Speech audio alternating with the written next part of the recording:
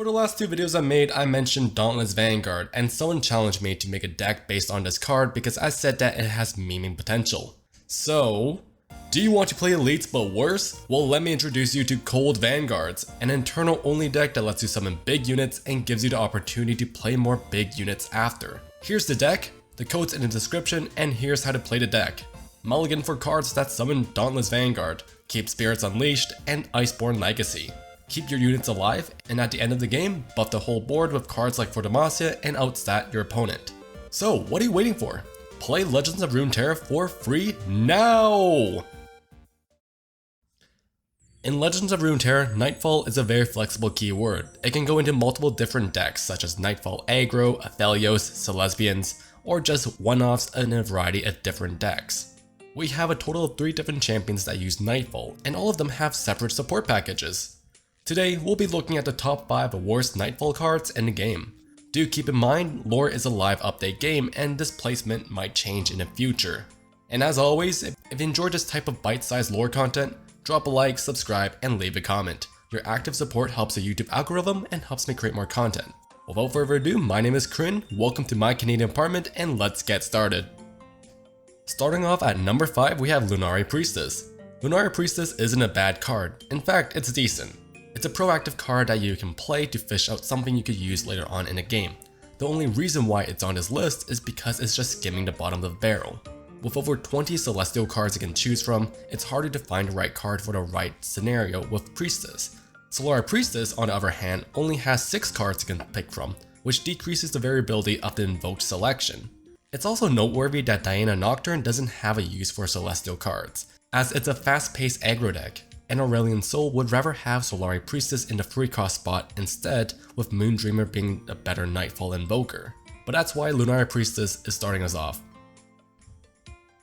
In number 4, we have Heavens Aligned, a 1-cost spell that gives you a random Daybreak or Nightfall card when casted. You can't plan with this card and you're really hoping to just high roll a good card. But what's good about it is that it procs both Daybreak and Nightfall cheaply. This means in an Eclipse deck, Diana can have a free challenge and Leona can have a free stun and barrier. If you have Ravoon on the board and you cast Heavens Aligned after your first card, you get 2 cards instead of 1 for 1 mana. In the Eclipse deck, this card provides an excellent amount of value for how mediocre the effect is. You wouldn't want this card in any other deck otherwise, but that's why it's my number 4.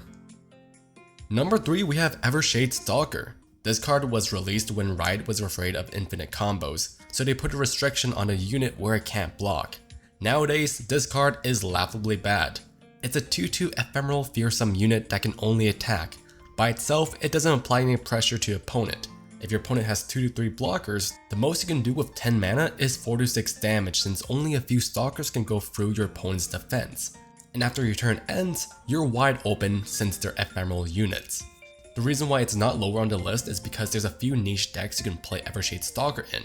If you play a Glorious Evolution Victor deck, you can produce an infinite combo, and if you have 1 copy of Evershade Stalker in a Nocturne deck, you can make some really good Nocturne swings when you attack after spamming Stalker. But with the stats and restrictions, this card is just not good. In number 2, we have Twisted Treeline. Landmarks that don't do anything upon play are always not great, especially ones that are early game cards because that's a huge tempo loss. Twisted Treeline is one of these landmarks that are supposed to be played in very aggro decks such as Diana Nocturne. You can see the issue here. Unlike normal landmark units that eventually get summoned after a countdown, players need to meet Twisted Treeline's requirements before it summons the unit. This gives your opponent time to react and stop the activation. And upon activating, Valma isn't even sent out to attack, meaning you need to wait 2 more turns to attack with Valma. Overall, this card is way too slow for Spider decks, Fearsome decks, and Nightfall decks. You would rather use your deck space for a unit instead of Treeline. This landmark needs a full rework to be good in the decks it's supposed to support. And instead of an honorable mention, I just want to say thank you to specifically Mimir the Felony Fellow and InwaNoire for helping me in this list. I have to admit, this list was harder for me to create than my other top 5s. Without these creators, I would be struggling a lot, and you should really check them out. But now for my number 1. In the number 1 spot for the worst Nightfall card in the game, we have Duskrider. There's a lot to talk about for this card. In fearsome decks, fearsome units like to go wide because your opponent has to worry about blocking everything. Nocturne loves going wide since he applies debuffs to the whole enemy board, but Duskrider does the exact opposite of what the deck wants to do. Instead of dividing the stats amongst your units, Duskrider just becomes a huge stat stick and not a good one either.